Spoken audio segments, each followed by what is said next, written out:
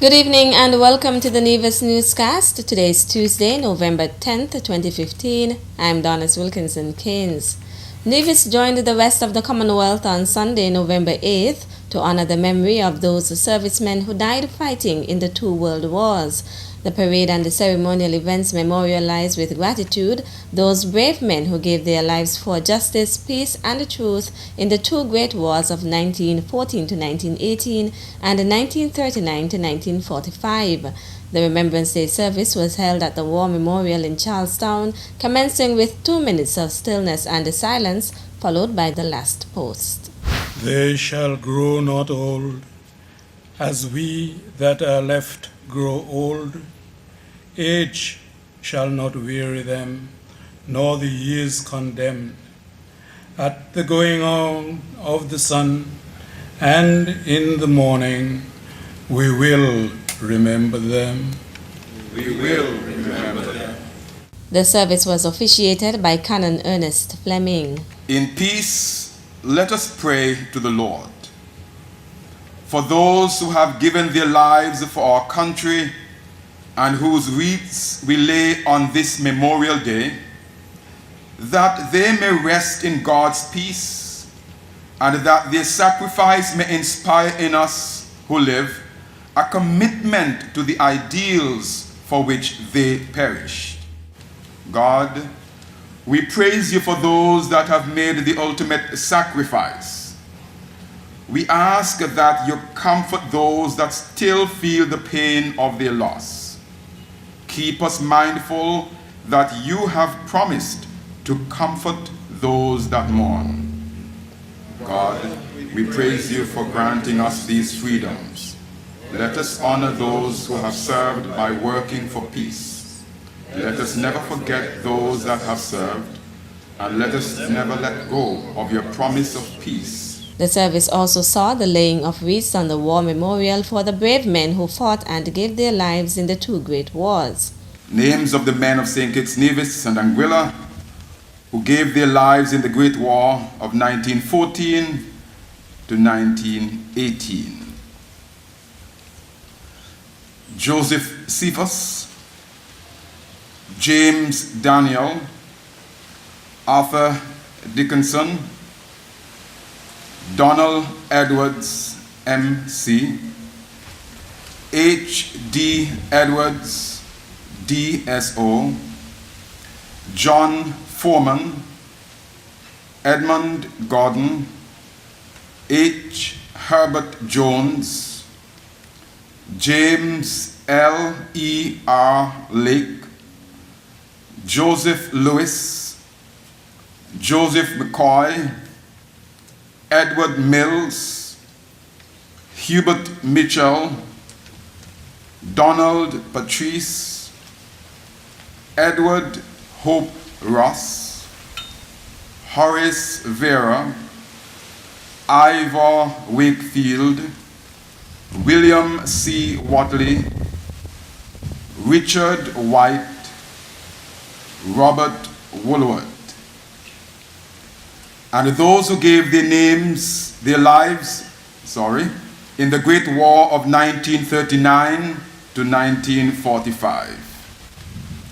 J. E. Alves, DFM, Peter Berkeley, Sidney DeLille, A. E. Ferrara, G. G.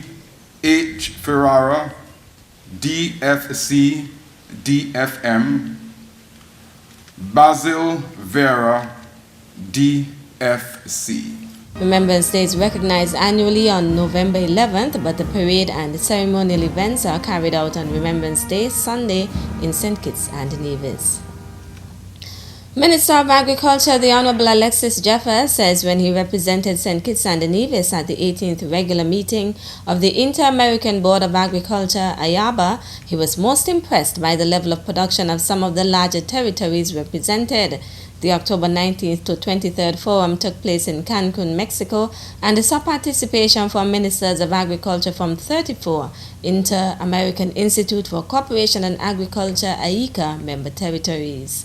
What stood out for me most of all is the first and foremost, is the level of production that take place in the larger countries. Of course, I've always said that they have a larger access to land, labor, capital, those factors of production that goes into making agriculture huge in those various territories, like in Mexico, Chile, Costa Rica, Argentina, Brazil.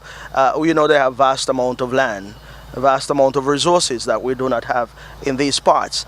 But the bottom line, as I've always said, is that it's not a matter of how much you have, but what you're able to do with the limited resources that you have. According to Minister Jeffers, this is the reason the countries of the Eastern Caribbean need to band together as a united force to push their agenda at forums on agriculture, as there are possibilities for development and partnerships in that sector. We have some work to do here in these parts of the Caribbean if we are to be a force to be reckoned with when it comes to AICA and the things that AICA have to roll out in these member territories. We can produce goods here in Nevis, for example, on a large scale, but then how do you get it to the market, the excess you want to send out to various markets? We have that challenge. They do not have that challenge as such in those larger countries, and that is something we have to work on. Of course, the training has always been given to us, and we have advanced in agriculture here in St. Kitts Nevis, and more particularly in Nevis, because of the training that we have garnered.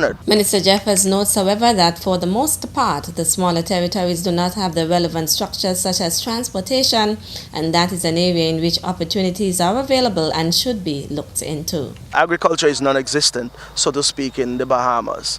So they are now trying to build their agricultural industry. But they import all of the food that is consumed, all of the vegetables and provisions, fruits.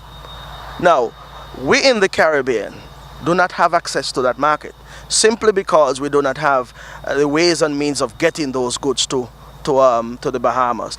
The Bahamas is a part of CARICOM, they are part of the region, and as such, we should have been benefiting from any advantages there are with the access to that huge market.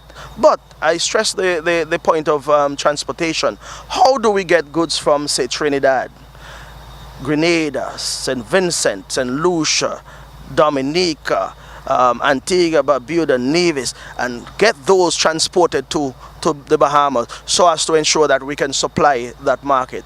That is an infrastructure that we have to look at in terms of how we can galvanize our resources and get goods to a country like the Bahamas. That is just an example that I'm putting forward. That is something that I looked at while I was there based on the information that was imparted by the Minister of Agriculture from the Bahamas. Minister of Agriculture, the Honorable Alexis Jeffers. The annual 25 Most Remarkable Teens Awards ceremony is slated to take place on Thursday, November 12, 2015 at Government House on St. Kitts during a special sitting of the National Assembly. In an interview with host of the Social Development Outlook, Curtis Morton, Youth Development Officer in the Department of Youth and Sports and Nevis, Veda Mills, gave further details on the awards ceremony. It's a yearly event hosted by the Youth Empowerment Department in St. Kitts.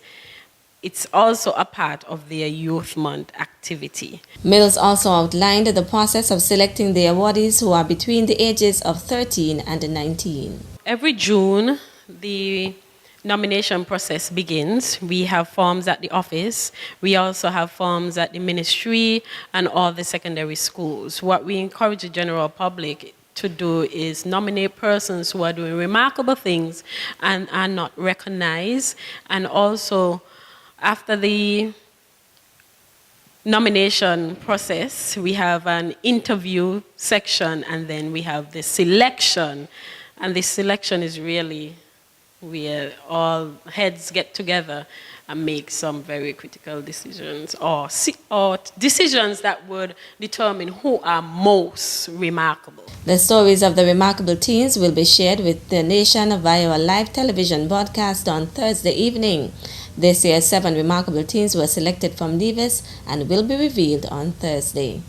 Still to come, we're asking the general public to join us in the fight against diabetes by attending the health fair on Friday, November 13th. The details after this break.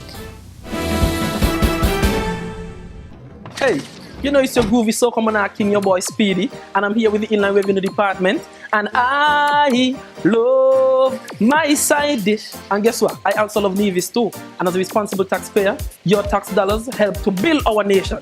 So I'm here to tell you, pay your taxes on time and be a responsible citizen. And don't get me wrong, it's a serious song. I pay my taxes. Boom!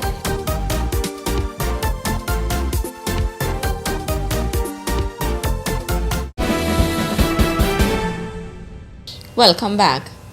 Dr. Florel Hobson on Saturday, November 7th, discussed 4 tools for healthy kidneys. Dr. Hobson was the featured speaker at the 4th Annual Nevis Renal Society Gala Dinner and Dance. She spoke on the night's theme, Are Your Kidneys Healthy? Get Tested.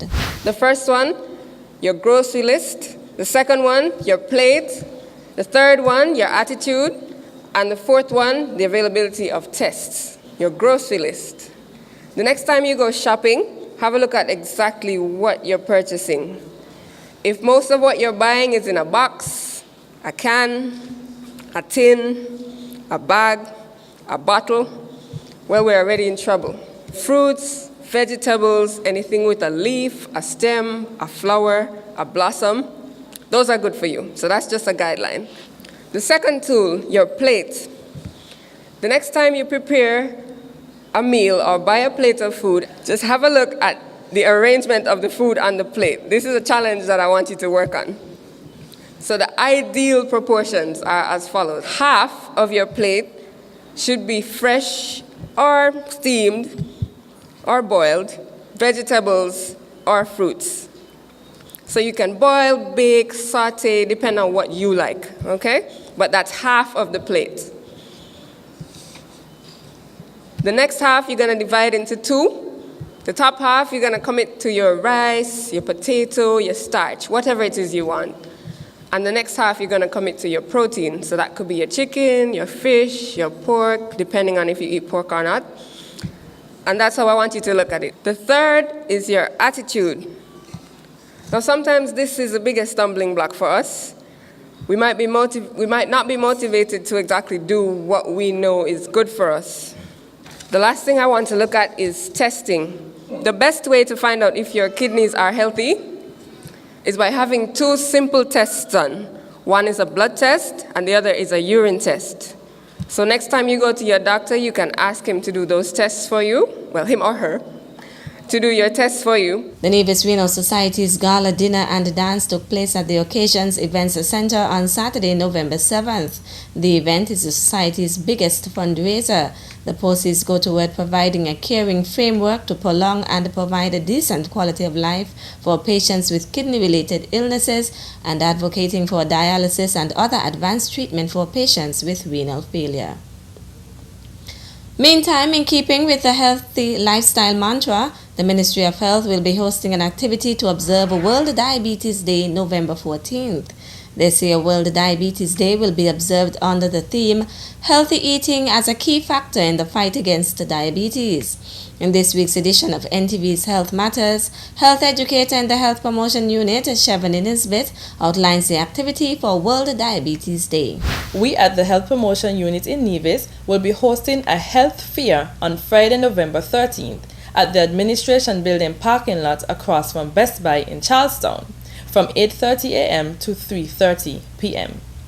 Services offered on that day will include screening for blood sugar, blood pressure and BMI, nutrition and food preparation demonstrations, educational information from environmental, mental, dental health, pharmacy and nursing services.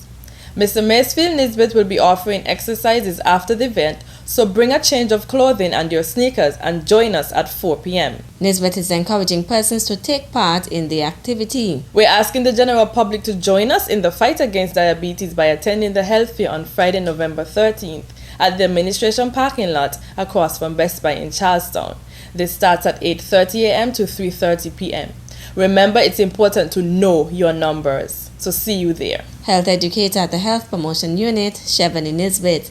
November 14th, World Diabetes Day, is set aside annually by the International Diabetes Foundation in response to growing concerns about the escalating health threat posed by diabetes. Activities and materials for 2015 focus on healthy eating as a key factor in the fight against diabetes and a cornerstone of health and sustainable development. The day is the world's largest diabetes awareness campaign, with events organized in more than 100 countries in 2014. It unites the global diabetes community to produce a powerful voice for diabetes awareness and advocacy. That's it for this evening's edition of the Nevis Newscast. I'm Donis Wilkinson Keynes. Thank you for viewing. Good night.